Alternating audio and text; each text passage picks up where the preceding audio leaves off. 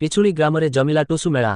Karanjia block ପିଛୁଳି ଉଠି ଗ୍ରାମର ତ୍ରିଶକ୍ତି ଯୁବକ ସଂଘ ପକ୍ଷରୁ ଗ୍ରାମର ପଡ଼ିଆରେ ଆଜି ବିରାଟ ଟୁସୁ ମେଳାର ଆୟୋଜନ ହୋଇଛି। ବିଭିନ୍ନ ଗ୍ରାମରୁ ଚଳିତ ବର୍ଷ ମୋଟ 16ଟି ଟୁସୁ ଆସିଥିଲା ମେଢ଼ ଏଥିରେ ଯୋଗଦେଇ ପ୍ରତିଯୋଗିତାରେ ଭାଗ ନେଇଥିଲେ। ଟୁସୁ ମେଢ଼ ସହିତ ମେଢ଼କୁ ରଙ୍ଗବେରଙ୍ଗ ଆଲୋକମାଳାରେ ସୁସଜ୍ଜିତ କରିବା ସହିତ ଟୁସୁ ସଙ୍ଗୀତ, ସାନ୍ତାପାଳିଆ ଓ ଡାଣ୍ଟା ନୃତ୍ୟ ପରିବେଷଣ କରାଯାଇଥିଲା।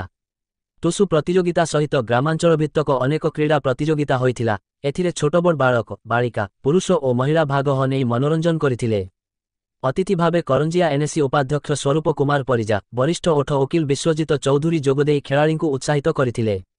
39ତମ ବାର୍ଷିକ ଉତ୍ସବକୁ କ୍ଲବର ସଭାପତି ମଦନମୋହନ ମହାନ୍ତ, ସମ୍ପାଦକ ଡି ମାଣିକରାମ ମହାନ୍ତଙ୍କ ନେତୃତ୍ୱରେ ଦିବସବ୍ୟାପୀ କାର୍ଯ୍ୟକ୍ରମ ପରିଚାଳନା କରିଥିଲେ।